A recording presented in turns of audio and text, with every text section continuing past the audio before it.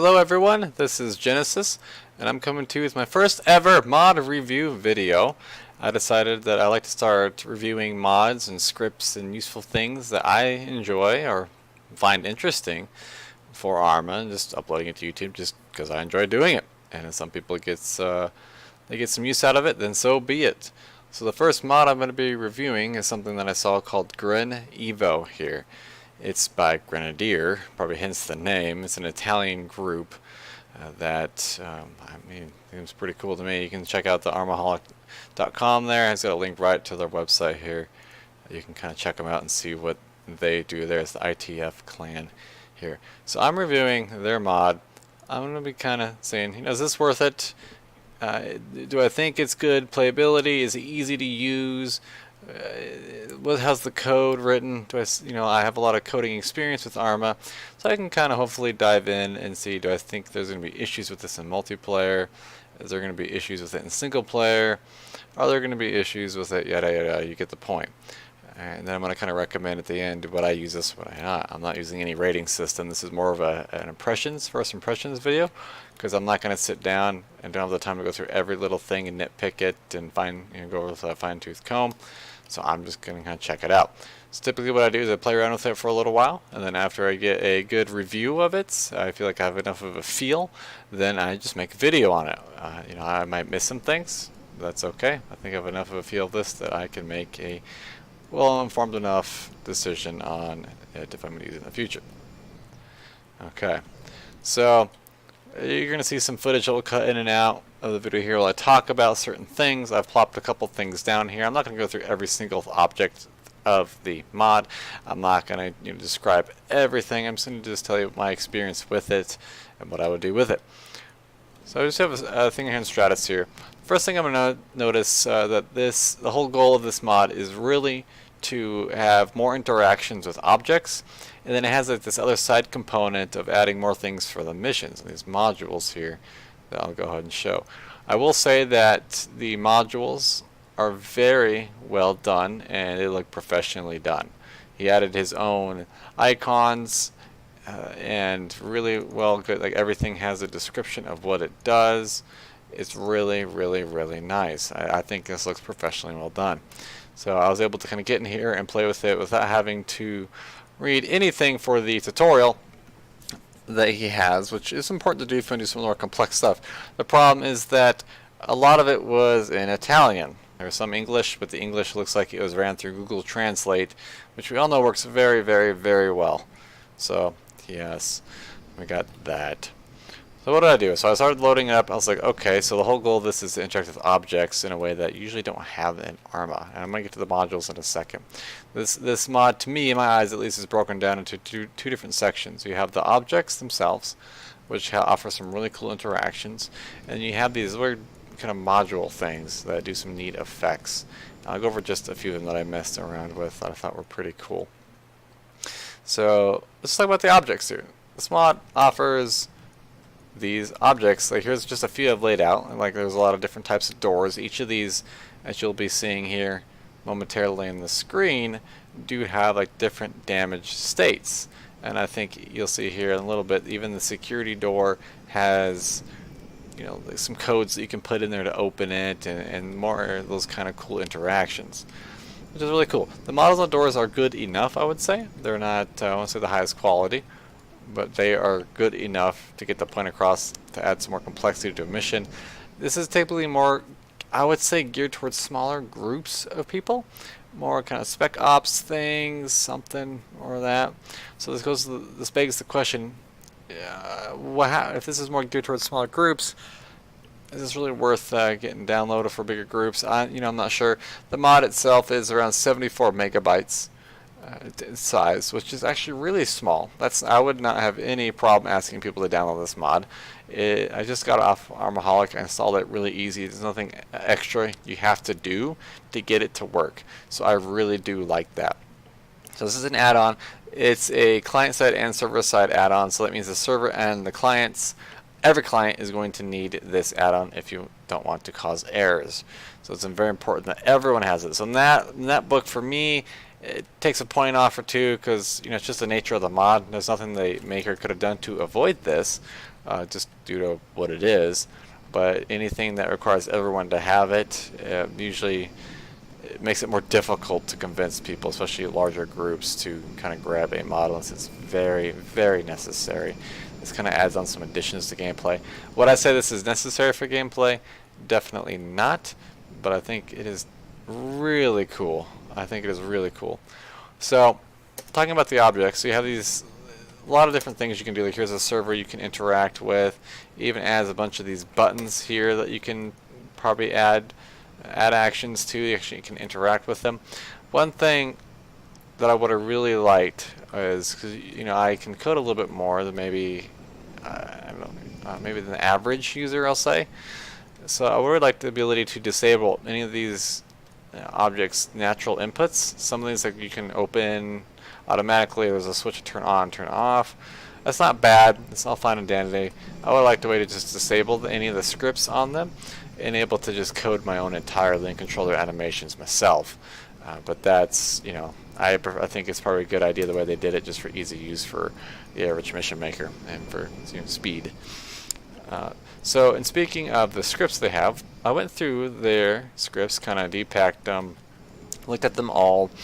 It looks like I'm not sure how this would be in single player. I think some of the things will only work in multiplayer, from what I could see. So just me skimming through it real quickly here. But the scripts were all very simple. They're all very straightforward. They were, I didn't see any things that would cause alarm for like memory leaks or anything that should not be running, or that makes sense. Anything that's like left over that shouldn't be there. It all looked like it was pretty normal and good to go. I think the biggest concern I had was that, like I said, I just wish I could disable some of the scripts on them. That would be nice. That would be nice, but they all look pretty good.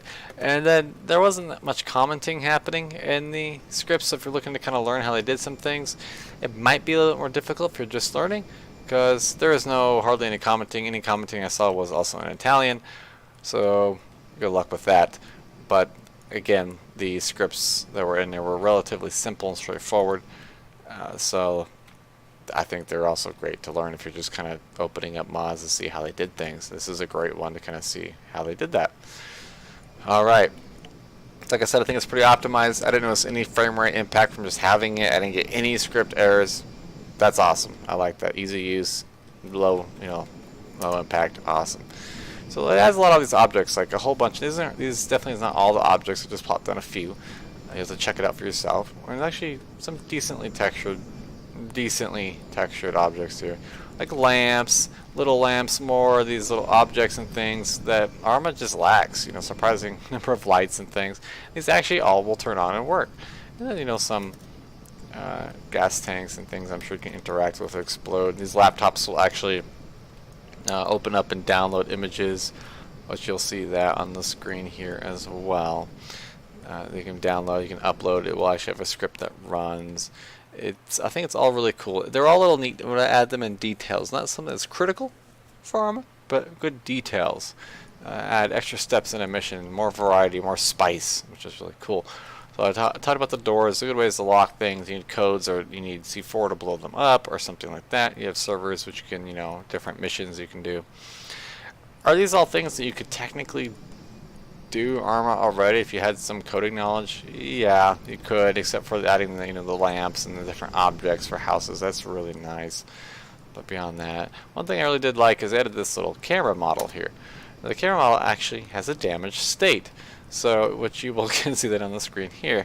So which means you can do some pretty cool missions. It reminds me actually of playing a Snake, and you're going around and you have to shoot these cameras so no one can see you, or avoid the cameras. So you can have a mission where you shoot the cameras and they're broken. Now the animation for it's there, it works, but I would not make, that's definitely not the strong suit of this add-on, that is for sure. So and obviously with these generator things, you can hear the noise that they're making, in case you're curious, which you can use for a wide variety of things. There's the damage state of it. When you actually destroy a generator in the game, it actually makes a plume of smoke coming out. So very nice. Let's talk about the modules. Well, the modules I feel like are more tacked on than anything. I would have loved there to be more of a focus on the objects themselves in that area, but the modules are I can see some people getting used to them. Some of these you can already do with the default engine. But hey, you know, some things are nice, like this weather module here. It can accelerate time. You can pick the year and hour and all that here if you really wanted to. And fogs and make the hour be random, all that kind of stuff. They're neat little things that you could use.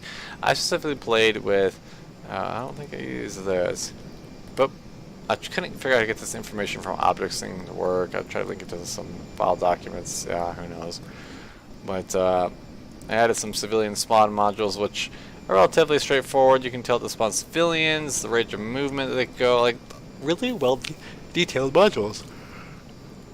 Like spawn channels for vehicles. I really like this. I think this is good. The one complaint I had is these modules are kind of, looks like copy and paste to some extent. So here's one that spawns civilians, and here's one that spawns a random town spawn. I can pick what side. These are kind of copy and paste between them. Where you can see here the civilians, the civilian side, I can go ahead and pick AI faction. We have East, West, or Independent. There is no civilian in here. There's nothing. So I think this is just an oversight, but not a bad one. They still work. I tested it. Hey, they still spawn. That's great. You get a lot of control on how many you want to spawn with vehicles. You do have to plug in class names here for civilians that you want it to use. So, you know, you take that with how you may. Yeah, that's pretty easy to do. And then at the random town spawn here, that I was able to plug in, have it spawn enemy troops on all that kind of flying around, kind of hunting you down, kind of just spawn in an area really quickly. And then there's this cool thing called a crash here, which just spawns in a wreck and level damage here. And you know, actually have you give it a class name you want the wreck to be, random spawn radius, kind of a marker for it, and you know, and add some options to download things on it that you can interact with. Create some stuff really quickly for you. Again, you could do this pretty easily without it, but it is nice. I ran into an issue, like some of the modules I would like some better polish on as well since they're there. Like the civilian boat, module civ boat, well, it spawns in trucks initially. You have to go in there and make sure you change that to trucks. They will actually try to move around in the water, but they don't spawn in boats by default. They're just trucks. So overall, I think this works pretty well. Like here's like a hunter module up here. You can spawn certain AI groups to kind of come after you, which is really nice. One thing I found actually really annoying, this is just a small thing, the kamikaze. I think if you enable this, and I'll play some footage of it. Allahu Akbar! Allahu Akbar! Allahu Akbar! Allahu Akbar! Allahu Akbar! Allahu Akbar!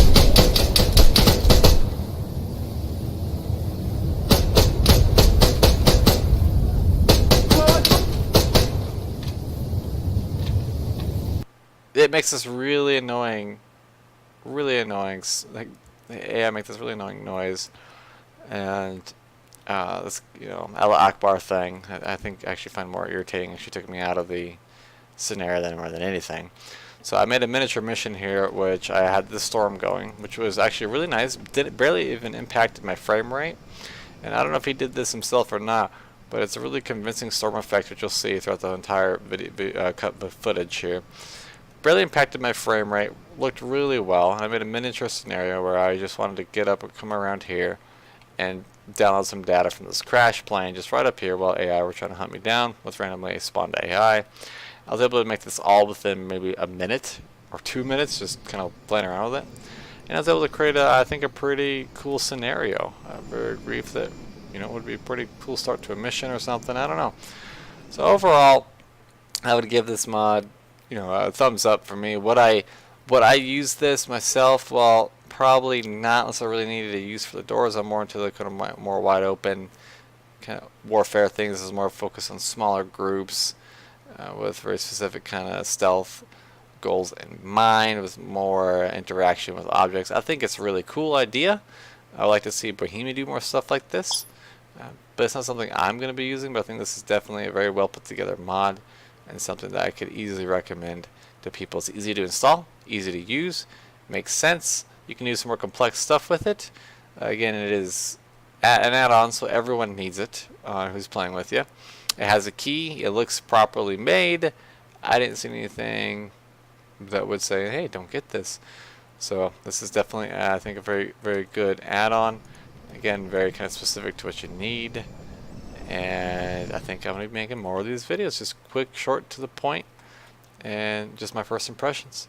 So again, if you're looking for a add-on that adds some objects to the world to try some different things, even in multiplayer, I think this is only multiplayer compatible, then I would definitely look into this. Again, this was GREN EVO. You can get it on Armaholic and maybe Steam. Probably should have looked at that before I made this video. Check out the videos on it. It kind of showcases what it is. Again, it's in Italian. It's on Steam as well. So I would definitely check it out. Until then, guys, I'll see you next time.